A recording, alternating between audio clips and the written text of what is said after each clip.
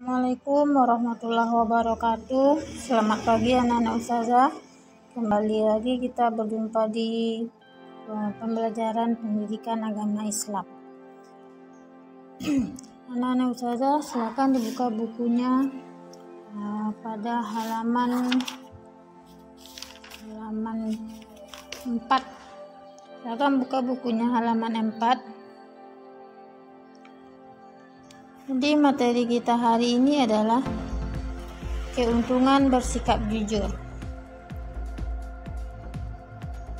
Anak-anak ustazah, sebelumnya kita telah membahas tentang sifat jujur Nabi Muhammad SAW.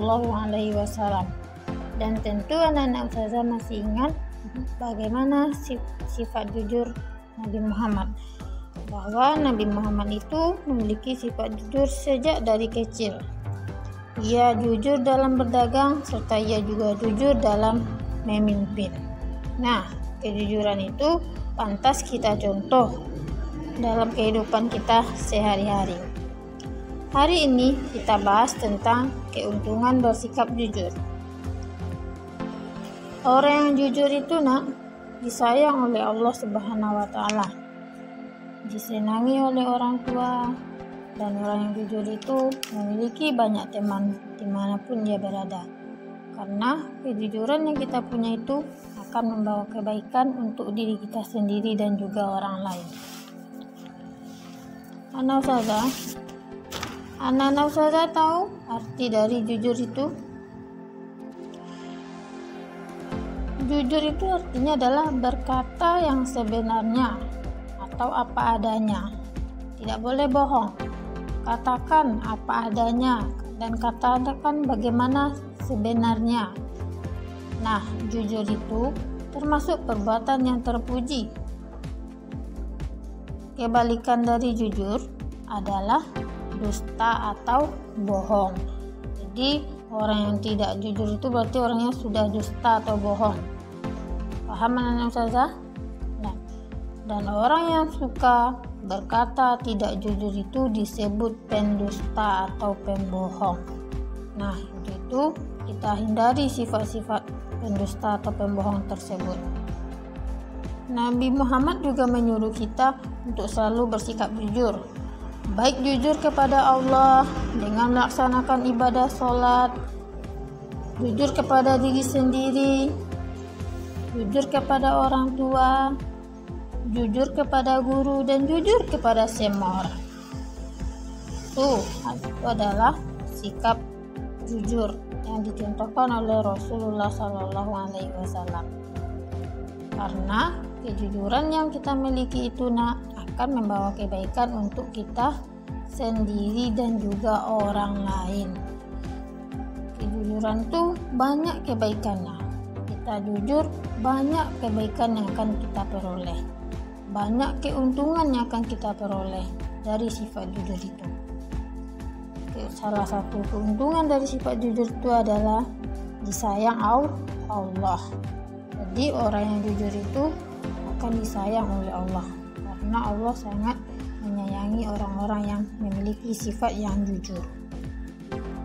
Kemudian keuntungan sifat jujur adalah disayangi oleh orang tua dan guru. Jadi, anak-anak yang memiliki sifat jujur itu akan disayangi oleh orang tua dan gurunya. Selanjutnya, keuntungan dari sifat jujur itu adalah disukai teman-teman.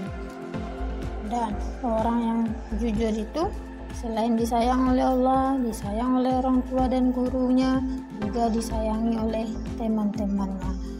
Karena orang akan senang berteman dengan anak-anak yang jujur atau teman-teman yang jujur. Dan selanjutnya orang yang jujur itu akan mendapatkan pahala dari Allah Subhanahu wa Ta'ala.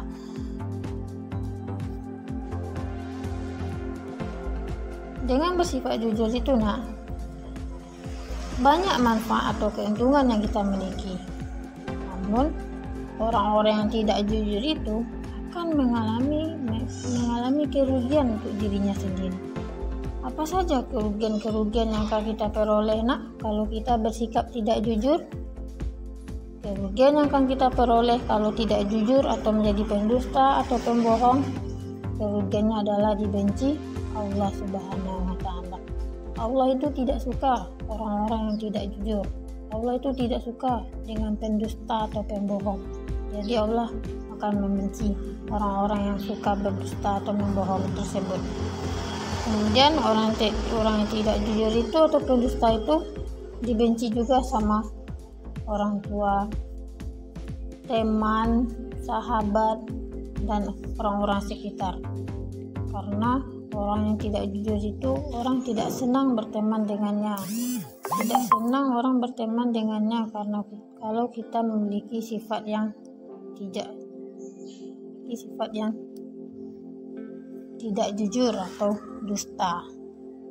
Jadi anak-anak ustazah, untuk itu sebagai anak yang soleh-soleha, yang agar kita dicintai oleh Allah, dicintai orang tua, dan dicintai oleh guru serta teman-teman kita, untuk itu mari bersikap dan berkata yang jujur.